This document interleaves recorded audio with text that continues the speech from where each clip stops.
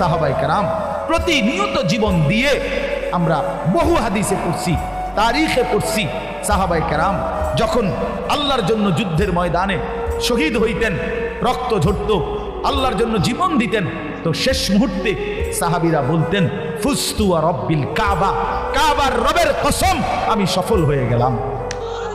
ফুস্তু, আমি কামিয়াব, আমি কামিয়াব। পৃথিবীবাসী মনে করেছো আমি হেরে গেছি, আমি পরাজিত, পৃথিবীবাসী মনে করছো আমারে মেরে ফেলছো, না না, আমি কামিয়াব।